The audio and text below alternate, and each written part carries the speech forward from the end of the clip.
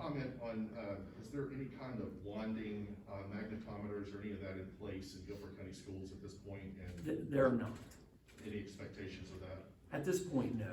And behind that, there's a lot of research behind different ways to show that we've got to find the balance of keeping our schools safe and keeping them to where they're an open learning environment.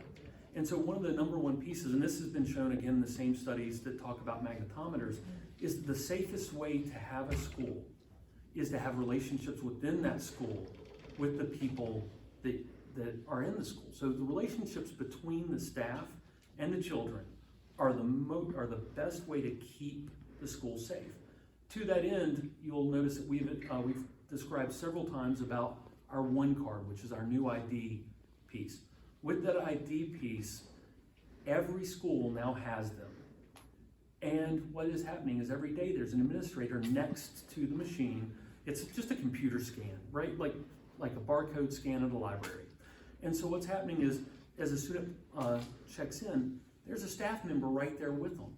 And so every day is starting with that hello of a staff member, and every interaction in that one card is an opportunity to start building that relationship between the student and staff.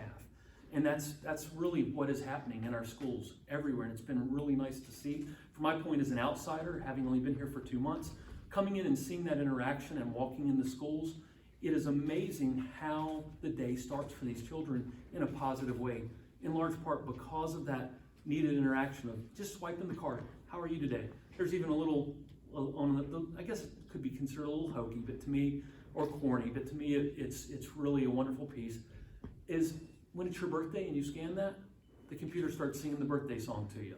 So it's one of those things that just creates that relationship, and that we're very cognizant of, and our principals are talking to their staff about using this opportunity to check in with the students. And that has been a great advance over the last 2 months. And it's something the school system has been putting in, but Dr. Contreras really made sure that we had the resources to get it in this school year, this time, right now.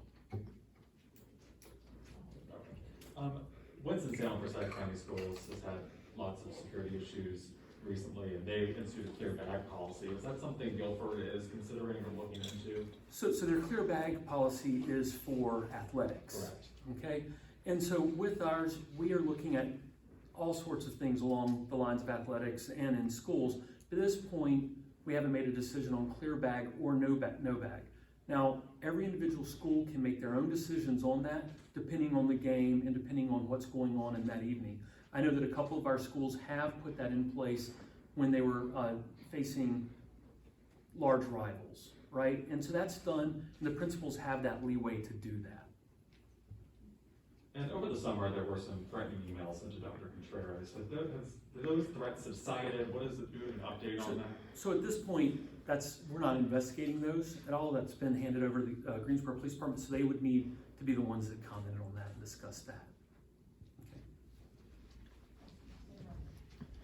Austin, you're going to keep me busy today. Just to clarify, the one card system is in place at every school. We had understood that there were still maybe 100 schools that were waiting on software. So we have 126 schools, and at this point, all of our schools that are direct student schools and on our campuses, so this excludes the middle and early colleges that are on university campuses throughout the area, have the one card system. They've all been delivered in the last 3 weeks. It's been a great 3 weeks. Up to then, we already had them in the high schools and most of the middle schools, but now we have them at all schools, and they should be fully implemented. Elementary is the only one that didn't have them fully implemented, and all of those are happening this week if haven't happened already.